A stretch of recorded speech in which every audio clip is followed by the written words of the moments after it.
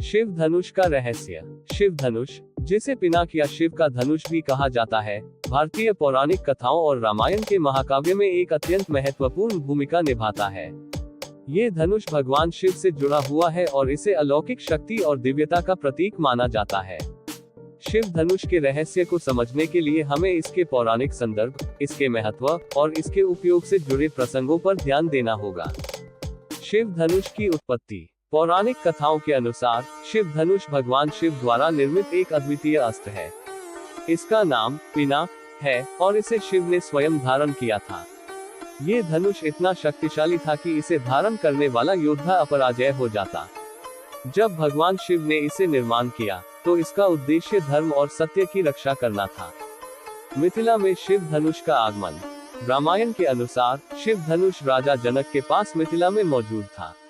यह उन्हें देवताओं द्वारा प्रदान किया गया था। कहा जाता है कि राजा जनक ने इसे अपने खजाने में सुरक्षित रखा और इसे अपनी पुत्री सीता के स्वयंवर का केंद्र बनाया। राजा जनक ने घोषणा की कि जो भी योद्धा इस धनुष को उठाकर उसकी प्रत्यंचा चढ़ा देगा, वही उनकी पुत्री सीता के साथ विवाह करेगा। ये चुनौती केवल धनुष की शक्ति और दिव्यता का परीक्षण नहीं थी, बल्कि यह ये भी दिखाने का प्रयास था कि वर उतना ही योग्य और साहसी हो। शिव धनुष और भगवान राम। रामायण के बालकांड में वर्णन है कि जब राजा जनक के दरबार में स्वयंवर आयोजित किया गया, तो कई राजा और योद्धा आए और उन्होंने धनुष को उठाने का प्रयास किया। लेकिन शिव धनुष इतना भारी और शक्तिशाली था कि कोई भी इसे हिला तक नहीं सका। जब भगवान राम अपने गुरु विश्वामित्र के साथ वहां पहुंचे, तो उन्होंने गुरु की आज्ञा पर धनुष उठाया। भगवान राम ने न केवल शिव धनुष को आसानी से उठाया, बल्कि उसकी प्रत्यंचा चढ़ाने का प्रयास करते हुए उसे तोड़ दिया। धनुष टूटने की घटना कई मायनों में महत्वपूर्ण थी। ये भगवान राम की दिव्यता और उनकी शक्ति का प्रमाण थी। इसके अलावा ये भी दिखाता है कि भगवान राम केवल एक सामान्य मनुष्य नहीं, बल्कि भगवान विष्णु के अवतार थे। शिव धनुष का रहस्य। शिव धनुष को लेकर कई रहस्य और गूढ़ बातें हैं।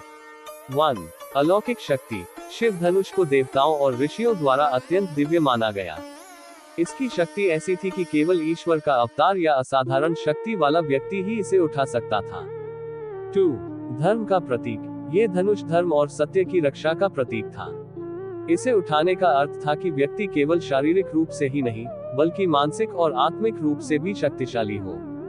3. शिव का आशीर्वाद। शिव धनुष भगवान शिव का आशीर्वाद माना जाता था। इसे धारण करने वाले को शिव की कृपा प्राप्त होती थी। 4. धनुष का टूटना। शिव धनुष का टूटना भी रहस्यात्मक है। ये संकेत था कि राम का अवतार केवल राक्षसों का विनाश करने के लिए नहीं, बल्कि धर्म की पुनर्स्थापना के लिए हुआ है। शिव धनुष की आधुनिक व्याख्या। आज शिव धनुष को प्रतीकात्मक रूप से भी देखा जाता है। इसे मनुष्य की मानसिक और आध्यात्मिक शक्ति का प्रतीक माना जा सकता है।